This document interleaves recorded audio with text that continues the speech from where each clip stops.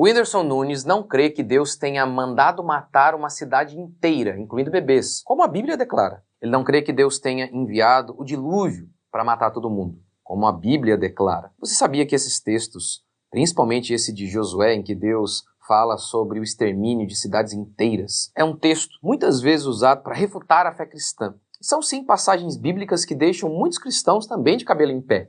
Vamos tentar, pela graça de Deus, dar uma resposta coerente a essas afirmações. Curta, comente, se inscreva. Bora para mais um vídeo. Vamos lá.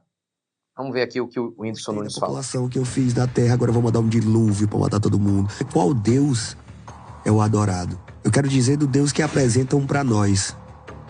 É o Deus certo? O Deus certo é aquele que manda ir numa cidade e matar todo mundo numa cidade, porque tem isso na Bíblia. É esse Deus, assim, que a gente tem que adorar? Ou, no caso, a gente tinha que pensar por nós mesmos, que é aquele que é onipotente, onipresente, onisciente, que tá no passado, no presente, no futuro, que sabe de tudo. Não precisa mandar matar nada em lugar nenhum. Eu acho que uma das coisas que as escrituras fazem com as pessoas, né, que as pessoas fazem com as coisas que estão nas escrituras, né? Que no caso é o homem que pega cada uma interpretação. Por isso que tem tanta denominação de igreja. Assembleia de Deus, Missões, Madureira, Mananã, porque esse aqui eu gostei de tudo isso, mas disso aqui não, então eu abro a próxima. E aí eu gostei disso aqui, pra mim tá certo. Só que eu acredito em Jesus, só não acho que ele era o Messias. É outra religião, entendeu? Outra. Mas o jeito certo de interpretar as escrituras seria parar e pensar por si só. O criador de tudo que existe, de todo o algoritmo da vida. Os robôs estão na melhor fase e eles não conseguem chegar nem perto disso aqui, ó. Nem perto da nossa agilidade, porque isso aqui é impossível de copiar, cara. Quem criou isso aqui é muito mais inteligente do que tudo. E não ia ter briga de ego, não ia dizer, eu não gostei da população que eu fiz na Terra, agora eu vou mandar um dilúvio pra matar todo mundo. Eu acho que alguém pode ter feito isso, mas não acho que foi o criador. Tá entendendo? Primeiro, ele diz crer em Deus. E segundo, o que me parece também pela afirmação dele, é que ele crê na Bíblia também, só que ele está dizendo que a interpretação que é dada é errada. Então, vamos lá, né? Então, primeiro ele fala, olha, esse Deus aí que... eu não gostei daquela população ali, agora eu vou matar. Olha, não gostei daquele povo ali, vou enviar um dilúvio. Será que esse é o Deus mesmo? Que esse Deus que foi apresentado a nós, aí ele diz que é onisciente, onipresente, onipotente. Esse Deus, será que é o mesmo? Eu não creio que o Deus Todo-Poderoso, o Criador, precise mandar matar alguém. Então vamos lá, vamos falar sobre isso. Primeiro, os textos bíblicos sobre dilúvio e destruição das cidades inteiras, incluindo bebês, eles são claros. Não tem como negar isso. É exatamente isso que a Bíblia diz. Esse é um texto que para muitos é tão desconfortável que Orígenes, um dos grandes mestres da igreja, ele, por exemplo, interpretou de maneira alegórica. E é o que me parece que o Whindersson está seguindo aqui essa ideia. Ou seja, essa ordem aí não foi literal. Essa foi a maneira que o famoso teólogo resolveu o problema. Mas não dá. A história é literal mesmo. A história do dilúvio é literal e o texto diz que foi Deus mesmo. Porque Jesus interpretou como literal. Entre Orígenes e Jesus, eu fico com Jesus. E pense no dilúvio. Foi um horror. Todo mundo morreu. Bebês morreram afogados. Senhoras morreram afogadas. Todo mundo morreu. Imagine uma mãe com seu bebê no colo. Imagine um pai segurando os seus filhos e mentindo para eles. Ao ver o dilúvio, ao ver a água já tomando conta da casa e tendo que mentir, dizendo vai ficar tudo bem, sabendo que não ia. Todo mundo ia morrer. Foi um dilúvio, de fato. O dilúvio foi, de fato, um horror. Isso tudo aconteceu e o texto é claro em afirmar que foi Deus. O desconforto do Whindersson é o desconforto de muitas pessoas.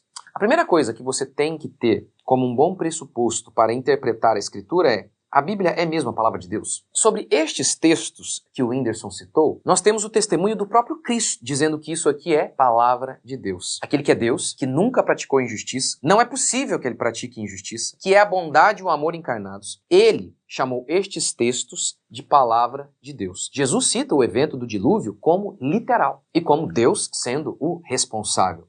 Vocês lembram quando os fariseus, os líderes judeus, eles olharam para aquele cego que havia sido curado por Jesus e o cego estava pregando para os líderes judeus. E aí eles disseram o seguinte para o cego: você, todo nascido em pecado, vem ensinar a nós? Os fariseus estavam errados. Mas Jesus, ele pode dizer o mesmo para nós. Você, eu, nós, nascidos em pecado, nós temos um padrão de justiça melhor do que o padrão de justiça de Jesus? Jesus poderia dizer para nós: você que mente, que engana, que rouba, que comete homicídio, vocês, seres humanos, vão saber mais sobre o que é certo e errado do que eu, Deus. Portanto, o pressuposto do intérprete falho e corrupto que somos nós é um pressuposto importante, porque a Escritura declara que os pensamentos de Deus não são os nossos. E faz sentido, não? Nós, seres humanos, pecadores, ignorantes, inúmeras vezes nós olhamos para o texto bíblico e falamos: gente, parece que isso aqui está errado. Mas quem está errado não somos nós. Agora, a mesma Escritura que declara que Deus mandou matar até criança afirma que Deus também é tão puro de olhos que não pode nem mesmo ver o mal. Ou seja, não é possível que Deus pratique injustiça. Sendo assim, tudo que ele faz é justo. E se ele fez isso, é justo. E a resposta bíblica é que o homem se corrompeu e que a culpa de Adão está sobre toda a raça humana, de modo que o homem já nasce condenado. Sendo assim, não há inocente. Isso é chamado de pecado original e está descrito por Paulo em Romanos. Por um só homem, o pecado entrou no mundo e todos pecaram. O que Paulo está dizendo é o seguinte: Adão era o cabeça da raça humana, o representante. Quando ele pecou, todos pecaram com ele. E você diz: eu não sei se eu acho justo isso. Primeiro que a salvação também é nessa mesma proporção.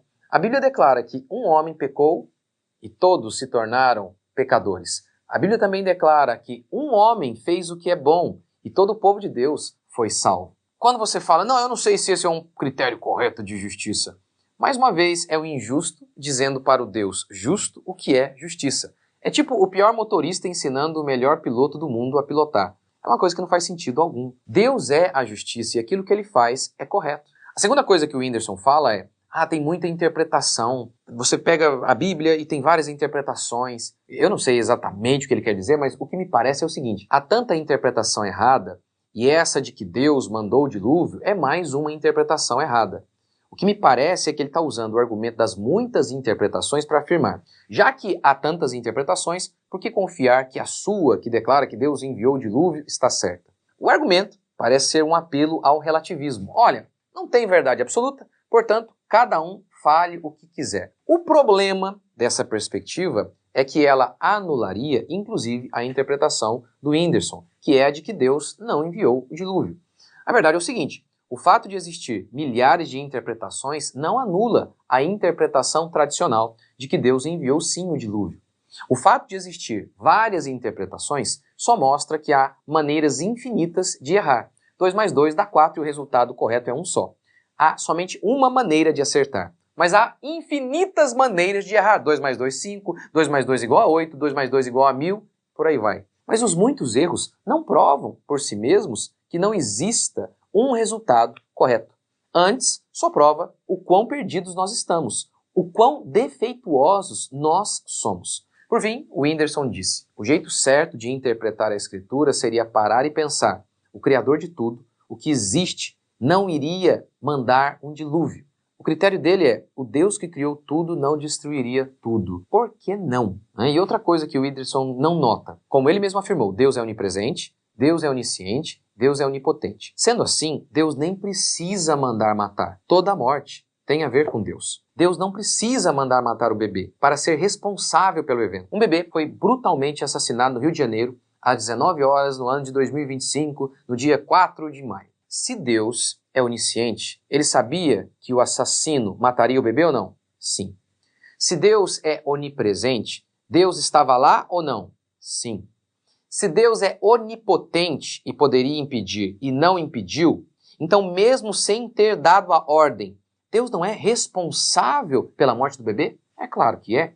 Por isso, inclusive a Bíblia diz que Deus determinou os nossos dias, Jó 14:5. Os seus dias estão determinados e o número dos seus meses está contido. Tu lhes puseste limites que não podem ultrapassar. Quem pôs limite ao dia de cada um de nós? O assassino?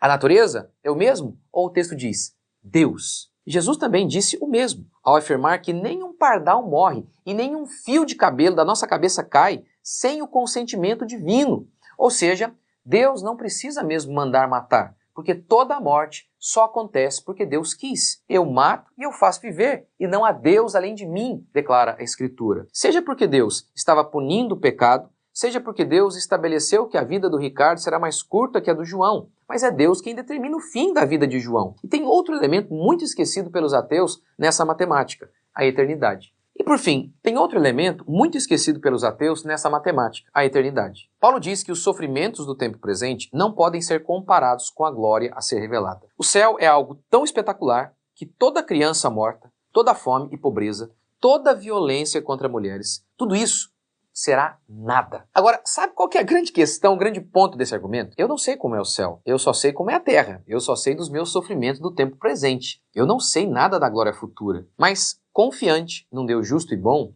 eu creio. Eu creio que a glória a ser revelada fará com que todo sofrimento aqui, nesta terra, pareça apenas um mero arranhão. Desse modo, eu espero de coração que o meu vídeo ajude o Whindersson e você que talvez esteja lidando com essas mesmas dúvidas que o Whindersson está lidando. E aí, deixe um comentário aqui nesse vídeo. Deus abençoe. Até o próximo vídeo.